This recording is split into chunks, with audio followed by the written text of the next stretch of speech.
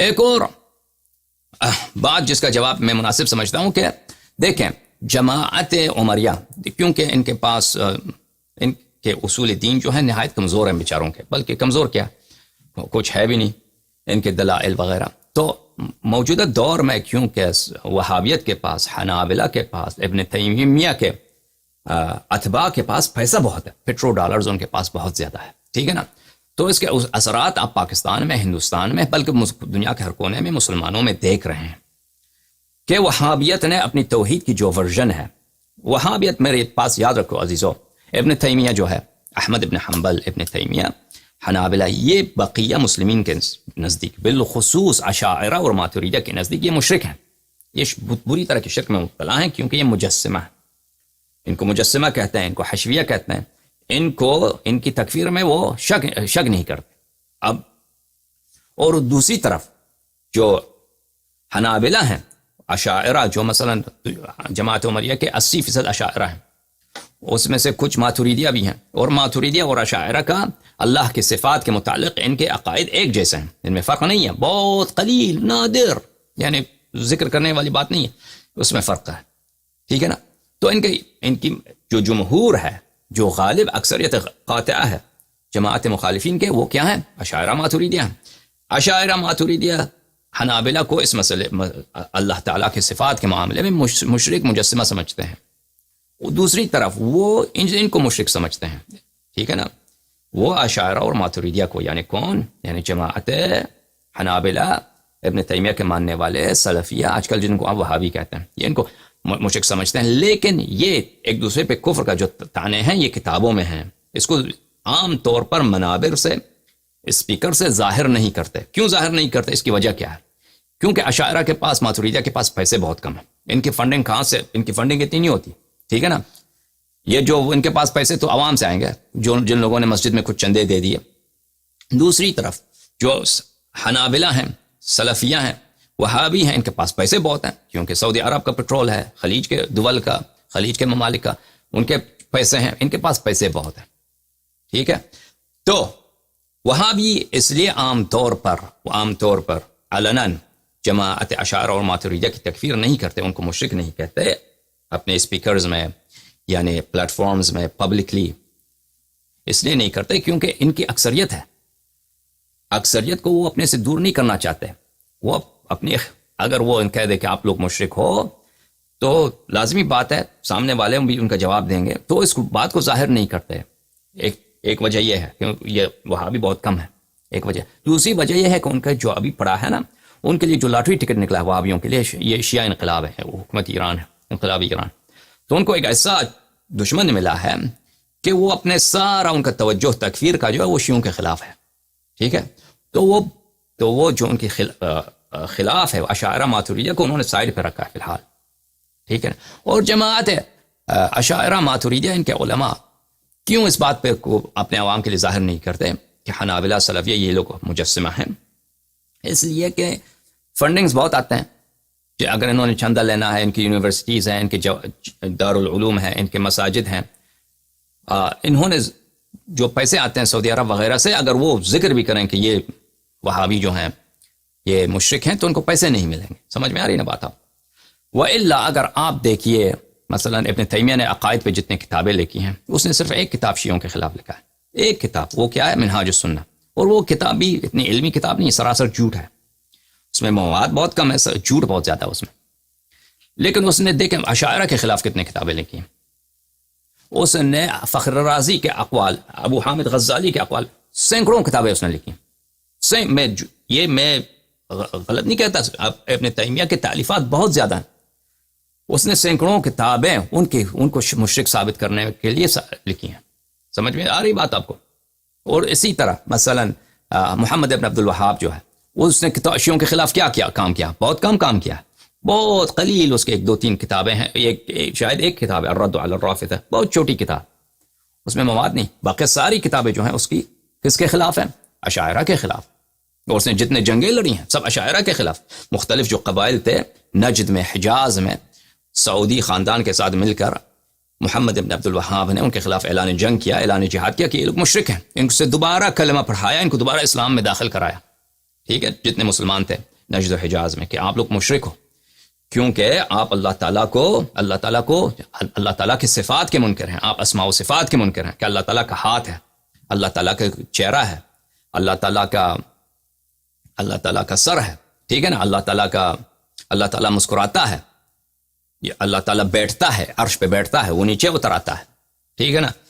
اس جو بالکل ایک جانور کے صفات ہیں، وہ تو نہیں کہتا کہ میں اللہ جانور ہے، وہ کہتا ہے یہ اسماء میں نہیں ہے، لفظ جانور نہیں ہے، لیکن جو صفات وہ بتاتا ہے نا کہ وہ مسکراتا ہے، چلتا ہے، اور اللہ آپ کا بھلا کرے، اس کی داڑھی ہے، اس کے بال جو ہیں اس طرح کے ہیں، وہ ہاتھ بھی ہیں، اس کا پیر بھی ہے، ٹھیک ہے نا، وہ یہ سب جو بولتا ہے وہ حیوان پہ وہ نہ بھی کہے نا، آپ سب کو پتا ہے کہ ایسا چیز کو ہم جسم کہیں گے، ایسی چیز کو ہم جانور کہیں گے. تو وہ اشاعرہ کو مشرک کا دبا دے کر، مشرک کا ٹپا دے کر اس نے بہت قتل کیا محمد ابن عبد الوہاب نے. کہنے کا مقصد یہ ہے کہ جماعت عمریہ ابھی جو ہیں آج کل کے دور میں، ان کے اندر وہابی افکار بہت پھیل چکا ہے، اور ان کو خود بھی نہیں معلوم کہ یہ افکار جو لے رہے ہیں، مثلا استغاثہ کے مسئلے پر، کہ ہم نے غیر اللہ سے، اولیاء سے، انبیاء سے، رسول اللہ صلی اللہ علیہ وآلہ وسلم سے طلب کرنا، یہ کیا شرک ہے یا یہ توحید ہے؟ ٹھیک ہے نا. سب مسلمانوں کا اس مسئلے پہ اجماع ہے. وہ صرف یہ شیعہ متفرد نہیں ہے اس بات پر کہ صرف شیعہ استغاثہ کو جائز سمجھتے ہیں، سب مسلمانوں کا اجماع ہے کہ استغاثہ جائز ہے. یہ کوئی دلیل نہیں ہے کہ آپ غیر اللہ سے مدد کی طلب نہیں کر سکتے، رسول اللہ صلی اللہ علیہ وآلہ وسلم سے یا اولیاء کرام سے مدد نہیں طلب کر سکتے، ٹھیک ہے نا. صرف محمد ابن عبد الوہاب، معاف کیجیے گا، اس سے پہلے ابن تیمیہ کے بعد، ابن تیمیہ سے پہلے کی بات، ابن حنبل خود اس کا اپنا رائے یہ ہے کہ آپ غیر اللہ سے مدد لے سکتے ہیں، ابن حنبل کا، جو ابن تیمیہ کا امام ہے. لیکن ابن تیمیہ نے یہ بات شروع کر دی کہ یہ بات شرک ہے، یہ شرک ہے. کیا چیز شرک ہے؟ کہ آپ غیر اللہ سے اگر مدد طلب کریں، یہ شرک ہے. تو یہ اس کی تعویل، اس کی تفسیر اس کے زمانے میں نہیں پھیلی، اس کی بات کسی نے اس کی بات قبول نہیں کی. لیکن بعد میں کئی صدیوں بعد محمد ابن عبد الوہاب نے جب ہاتھ لگایا، اپنا ہاتھ میں ہاتھ دیا سعودیوں کے ساتھ، آل سعود کے ساتھ، تو اس تلوار کے زور سے انہوں نے سب کی تکفیر کی اور اس فکر کو پھیلا دیا حنابلہ کے درمیان کہ غیر اللہ سے مدد طلب کرنا یہ شرک ہے، ٹھیک ہے نا. اور اب یہ بات مسلمانوں میں کافی حد تک پھیل چکا ہے. جماعت عمریہ میں وہ خود اپنے آپ کو مثلا وہابی نہیں کہتے، لیکن یہ فکر ان کے ذہن میں بیٹھ چکا ہے کہ غیر اللہ سے مدد مانگے تو یہ شرک ہے، یہ توحید کے خلاف ہے. اور مجھے تعجب ہوا کہ مولوی اسحاق کو بھی یہ بیماری تھی، وہ اس کے لیے بھی یہ مسئلہ پیدا ہوا تھا کہ مولوی اسحاق بھی شاید اسی چیز کا قائل تھا. مجھے لگتا یہی ہے کہ وہ غیر اللہ سے مدد طلب کریں تو یہ شرک ہے. بہرحال یہ نہایت یہ گھٹیا بات ہے. یہ ابن تیمیہ کی بے وقوفی، اس کی حماقت، اس کو آیات قرآن کریم نہ سمجھنے کی وجہ سے اس نے اس بات کا ادعا کیا ہے. اب وہ جن آیات سے استدلال کرتا ہے، میں ان کا کبھی انشاءاللہ آئندہ جا کر، ابھی وقت نہیں ہے کیونکہ ہر ایک آیت میں وقت لگتا ہے بیان کرنے میں، ہر آیت کی تفسیر کرنے میں. اس کے پاس مثلا شاید 10-15 آیات ہیں قرآن میں، زیادہ یا کم، کہ غیر اللہ سے مدد مانگو، تو اس کی روح سے وہ استدلال کرتا ہے کہ یہ شرک ہے. ان کا جواب دینا صحیح طریقے سے اس میں وقت لگتا ہے. ابھی میں اس کا بیان نہیں کروں گا، آئندہ انشاءاللہ میں جا کر بیان کروں گا آپ کے لیے کہ ان آیات میں ایسی کوئی بات نہیں ہے. وہ اس کی اپنی بے وقوفی، اور جب میں آپ کو واضح کر دوں گا تو آپ ہنسیں گے ان پر کہ کتنا بے وقوف آدمی، اللہ نے اس کے ذہن پہ کیسا پردہ ڈال دیا تھا. بعض دفعہ یہ بھی ہوتا ہے کہ علماء ایک چیز کا ادعا کرتے ہیں اور اس پہ اصرار کرتے ہیں، اور اس کی وجہ یہ ہے کہ ان کی انا، یعنی پتہ بھی چل جائے کہ بات غلط ہے، پھر وہ اعتراف نہیں کرتے، اصرار کرتے ہیں. ہو سکتا ہے ابن تیمیہ کو پتہ بھی چلا ہو کہ اس کی بات غلط ہے، لیکن بہرحال اس نے جو ادعا کیا ہے وہ بہت ہی باطل، بہت ہی گھٹیا ہے.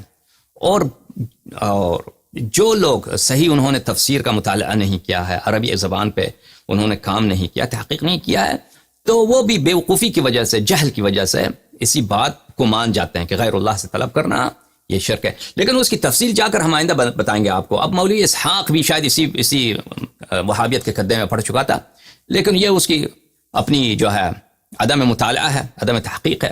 زیادہ میں فہم ہے. اور ان کی باتوں کو جب میں نے کچھ کلپس ان کے دیکھے مولوی اسحاق کے، وہ کوئی محقق آدمی نہیں تھا. مولوی اسحاق بالخصوص شیعہ مذہب کے متعلق جب بھی اس نے اظہار رائے کیا ہے تو بہت ہی اس کی سطحی فہم ہے اور بہت ہی جاہلانہ باتیں کرتا ہے. میرا یہی موقف ہے انشاءاللہ تبارک و تعالی. اگر کبھی زندگی رہی تو میں اس کے کلپس دکھاؤں گا، ان کی کلپس کا نقد کروں گا، تو آپ کو پتہ چل جائے گا کہ اس شخص کی باتیں کتنی جاہلانہ اور کتنی احمقانہ ہیں. میں بہت معذرت کے ساتھ کہتا ہوں کہ ایک شخص دنیا سے جا چکا ہے، اس کے جاننے والے، اس سے عقیدت رکھنے والے بھی اس پروگرام کو دیکھتے ہیں، لیکن یہ میرا وعدہ ہے آپ سے کہ مولوی اسحاق نے جہاں بھی شیعہ مذہب کے خلاف ایک کلمہ بولا ہے یا زیادہ بولا ہے، یہ اس کی جہالت اور اس کی نادانی کی وجہ سے یا اس نے اپنے تعصب کی وجہ سے کہا ہے.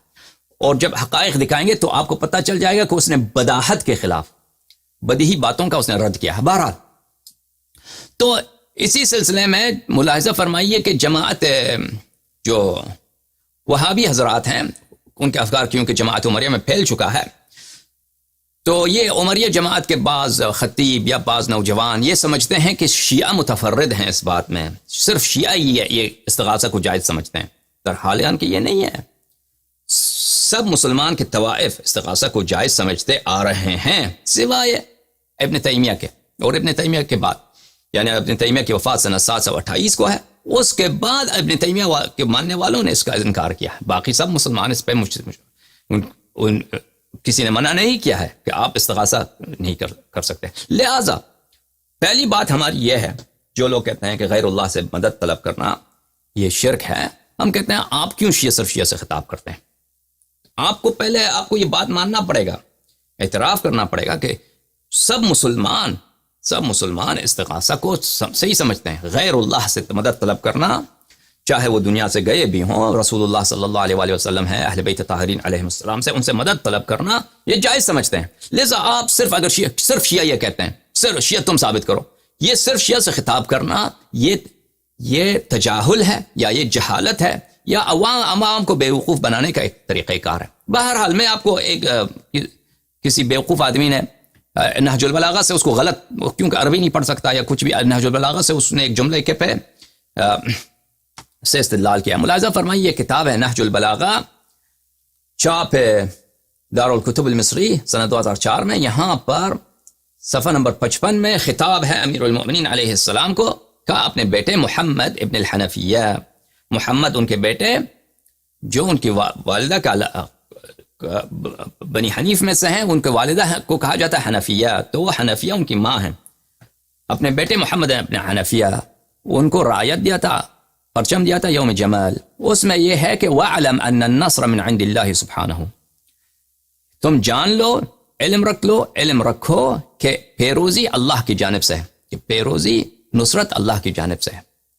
تو اب مجھے نہیں معلوم کسی شیعہ مولوی نے اس جملے کا اس طرح ترجمہ کیا ہے کہ مدد صرف اللہ سے ہے یا مدد اللہ سے ہی ہے.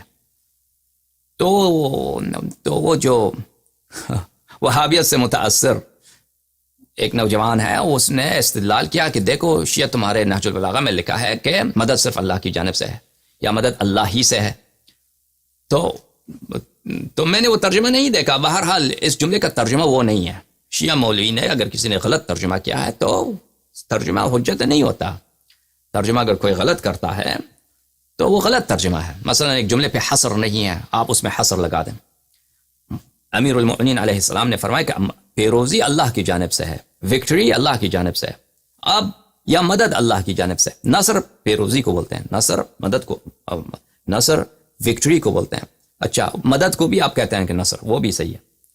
اب کوئی شخص اس کا ترجمہ اس طرح کرتا ہے کہ مدد صرف اللہ کی جانب سے ہے، تو وہ اس کی غلطی ہے، وہ غیر صحیح ترجمہ ہے، غیر دقیق ترجمہ ہے. ترجمہ وہی ہونا چاہیے جو الفاظ اصل زبان میں ہے. اگر اس میں حصر نہیں ہے تو کسی نے حصر لگا دیا ہے تو اس کی غلطی ہے. ٹھیک ہے نا؟ تو ترجمے حجت نہیں رکھتے. ترجمہ اگر صحیح ہو تو ٹھیک ہے، اگر ترجمہ غلط ہے تو اس کی کوئی ویلیو نہیں ہے.